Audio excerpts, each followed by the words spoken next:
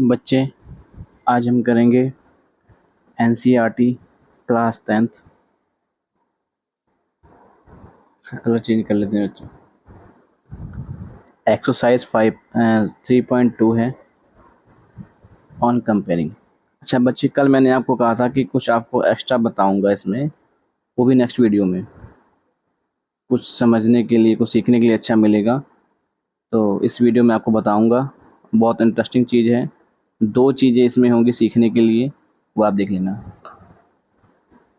तो आपने कल पढ़ा ही था कि कंपेयर करना है, इसमें DTU फाइंड करना है और बताना है कौन सा कॉन्स्टिटेंट है और कौन इनकॉन्स्टिटेंट में है। तो 2 सवाल हमने पहले कर लिए थे। मैं आपका टाइम नहीं ख़राब करूंगा इसको पढ़ने के लिए, क्योंकि हमने पहले पढ़ लिया था लास्ट वीडियो में। अगर फिर भी नहीं होगा तो आप जिसको समझ नहीं आ रहा होगा कि क्या कह रहा है, वो हमारी पिछली वीडियो में देख लेना, उसमें है। तो थर्ड सम है हमारे पास, थर्ड पार्ट का थर्ड सम। फर्स्ट और सेकंड हमने पिछली वीडियो में किया हुआ है। इसमें लिखा हुआ है 3/2x प्लस 5/3y इक्वल है 7 के। ये हमारे पास एक दे रखा है और ऐसे हमें दे रखा है 2। 9x माइनस 10y इक्वल है 14 के। अब हम देखेंगे बच्चे, ये जो हमें दे रखा है ये हमें ईजिली दे रखा है, इसको हम सॉल्व कर सकते हैं। और जो हमें ये दे रखा है ये थोड़ा अलग सा दे रखा है। तो आप चाहो तो इसको 3/2 लेके कर सकते हो कि A1 हमारे पास 3/2 है, लेकिन हम कर तो सकते हैं, वो हमारे लिए बहुत औखा हो जाता है। तो हम इसको थोड़ा इजी करने के लिए थोड़ा सा सवाल को सॉल्व कर लेते हैं। तो जब सॉल्व करेंगे देखेंगे हम 3/2x था, यानी कि 3/2x प्लस 5/3y बराबर है 7 के। ये हमें दे रखा है, हमने वैसे ही उतार लिया। अब आप जब भी बटे वाले जोड़ करते हैं तो हमारा फर्स्ट क्या होता है कि हमने देखना है जो डिनोमिनेटर, मतलब जो हर है हमारे पास, क्या वो सेम है। अगर सेम नहीं है, मान लो यहाँ पे 2 है और 3 है, सेम ना होने के बाद हमने देखना है कि क्या वो एक पहाड़े पे तो नहीं आते हैं। तो हमने देखा नहीं, ना ही 2 के पहाड़े पे 3 आता है और ना ही 3 के पहाड़े पे 2 आता है। तो हमने क्या किया, इन दोनों को मल्टीप्लाई कर दिया। 2 को 3 से गुणा किया, हमारे पास 6 आ गया। इसमें क्रॉस मल्टीप्लाई, 3 को 3 से गुणा किया 9 आ गया, x का x वैसे रह गया। और 2 को 5 से गुणा किया 10 आ गया, y का y वैसे रह गया, बराबर है 7 की। अब ये 6 था, यहाँ पे किसका है बच्चों, भाग का है। अब इधर भाग का, उधर जा किसका हो गया, गुणा का हो गया। तो हमारे पास क्या बन गया, 9x प्लस 10y बराबर है 7 को 6 से गुणा करें कितना आ गया, 42 आ गया। इसको हमने नाम दे दिया इक्वेशन नंबर 1। अब दूसरा हमारे पास ये था, तो हमने इसको वैसे उतार लिया। आप इक्वेशन नंबर 2 भी लिख सकते हैं, कुछ गलत नहीं होगा, ठीक है। अब हम देखेंगे हमारी जो लाइनें थी वो बिल्कुल सही हो गई है, ठीक है ना, कोई बटे वाली नहीं है। तो A1 हमारे पास है 9 और B1 कितना है हमारे पास 10 और C1 कितना है 42। बच्चे क्लियर हो गए यहाँ तक। उसके बाद ये तो हमें पता लग गया इसका सारे का। अब हम देखेंगे A2 हमारे पास कितना था, 9 था, 9x था, तो हमने 9 लिया है। उसके बाद माइनस का 10y, तो हमने क्या लिया, माइनस का 10। और C2 कितना है हमारे पास 14, यानी कि 14 है। अब हम इसके अकॉर्डिंग देखेंगे A1 A2 हमारे पास था 9/9, तो 9 एकम 9, यानी कि हमारे पास कितना आंसर आ गया, 1/1।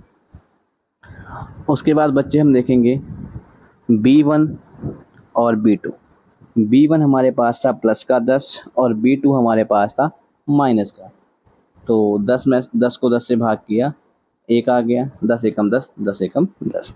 तो हमारे पास जो आंसर आया है माइनस का 1/1 आया है। अब देखो बच्चे, आप इस चीज़ को सोचेंगे कि माइनस का 1/10 का 1/1 कैसे आ गया, क्योंकि जो हमने यहाँ पे पहले लगा रखा था वो 10 के साथ, नीचे वाले 10 के साथ माइनस लगा हुआ है, लेकिन यहाँ पे ये इस जगह माइनस कैसे आया है तो अभी नहीं बताऊँगा आपको मैं। थोड़ा सा आगे आप और देखेंगे तो आपको पता लगेगा, क्योंकि जहाँ पे कंपेयरिंग नहीं होगी तब तक हमें समझ नहीं आएगा। तो अभी इसके साथ में कोई कंपेयर करने वाला नहीं है, जहाँ पे कंपेयरिंग लगेगी मैं वो क्लियर कर दूँगा। तो आगे हम देखेंगे, यहाँ तक क्लियर हो गया आपको। अब हमारे पास B1/B2 1/1 आ गया, लेकिन वो माइनस का था और ये प्लस का था, तो दोनों क्या है, डिफरेंट है। इसलिए हमने लिख दिया A1/A2 नॉट इक्वल B1/B2 के, यानी कि A1 जो है A1/A2 वो बराबर नहीं है B1/B2 के। इसलिए क्या है हमारे पास, pair of equation is a constant with the unique solution, जिसमें A1/A2 बराबर नहीं होता है B1/B2 के, उसको हम इसमें बोलते हैं यूनिक सॉल्यूशन। क्या बोलेंगे हम? Unique solution. ठीक है बच्चे, तो आगे हम देखेंगे पांचवा सवाल है। पांचवा सम, सॉरी चौथा सम, बाय मिस्टेक फिफ्थ बोल दिया, लेकिन ये फोर्थ सम है। 5x माइनस 3y इक्वल है 11 के, कॉमा माइनस का 10x प्लस का 6y इक्वल है -22 के। अब हम इसको सॉल्व करेंगे। तो आप बच्चे अब इतने सवाल कर लिए हैं तो हमें यहाँ तक तो समझ आ ही गया होगा कि A1 क्या होता है, B1 क्या होता है और C1 क्या होता है। तो हमने यहाँ पे उतार लिया, जैसे था हमने वैसे ही उतार लिया। अब हम देखेंगे A1/A2, जो हमारे पास A1 था, A1/A2 हमारे पास कितना है, 5/10, लेकिन 10 जो है वो माइनस का है। अब 5/10 जो हमारे पास 5 एकम 5 और 5 दूनी 10 आ गया। लेकिन हम देखेंगे कि जो यहाँ पे माइनस लगा था वो 10 के साथ लगा था, लेकिन जब सर आंसर कर रहे हैं तो माइनस ऊपर आ जा रहा है। ये कैसे? अभी भी नहीं बताऊंगा मैं आपको, क्योंकि अगर मैं आपको बताऊंगा तो आप कंपेयरिंग कहाँ से देखेंगे। ठीक है ना बच्चे? अब देखो, अब इसमें क्या है, अगर आपको आपके माइंड में ये आया होगा कि नीचे था हम ऊपर ले गए।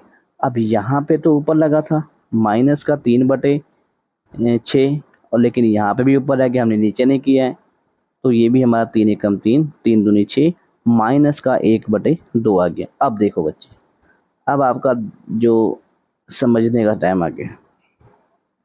C1/C2, अब C1 हमारे पास कितना था, माइनस का नहीं सॉरी प्लस का 11, और C2 कितना है हमारे पास, माइनस का 11। अब ये कैसे आ रहा था बच्चों, तो मैं आपको बताता हूँ। हमने यहाँ भी माइनस लगा दिया और यहाँ भी माइनस लगा दिया। अगर हम इसको कैंसिल करना चाहें तो कट जाएगा ना, प्लस का आ जाएगा, इसलिए हमने यहाँ भी लगाया और यहाँ भी लगाया। अब ये वाला माइनस वाले माइनस से कैंसिल हो जाता है, तो मतलब जो माइनस था हमारे पास क्या हो गया, ऊपर हो गया है। ठीक है बच्चे, तो इस चीज़ का आपने ध्यान रखना है कि जो हमारे पास माइनस आया है 1/2, वो हमने इसीलिए ले रखा है, इसलिए हमने लिया हुआ है कि हमारे पास जो माइनस का 1/2 है वो हमारे पास आ गया। तो यहाँ पे क्लियर हो गया बच्चों आपको कि कैसे आया है ये, कि ये माइनस ऊपर कैसे हो जाता है और नीचे कैसे हो जाता है। ठीक है ना? तो अब हमने देखा इसके साथ भी -1/2 है, इसके बाद 1/2, इसके बाद 1/2, मतलब ये तीनों हमारे क्या हो गए, सेम हो गए। तो हमने फिर लिख दिया इसलिए, यानी कि therefore pair of the equation is constant with the infinitely many solution, यानी कि जब सारी इक्वल आती हैं तो उसको हम शो करते हैं इन्फिनिटली मैनी सॉल्यूशन। अब बच्चों इसका लास्ट सम रह गया, इंटरेस्टिंग सम है।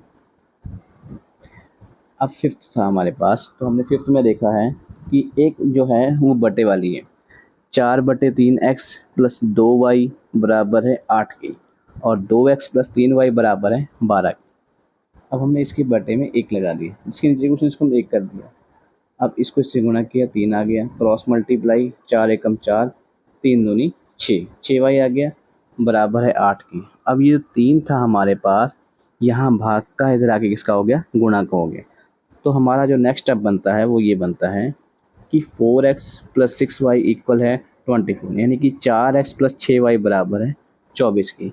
अब बच्चों हम यहाँ देखेंगे कि हमने इन दोनों में से 2 कॉमन ले लिया, क्योंकि 2 के पहाड़े में 4 भी आता है और 6 भी आता है, तो हमने 2 कॉमन निकाल लिया। 2 कॉमन निकाला तो बाहर आ गया।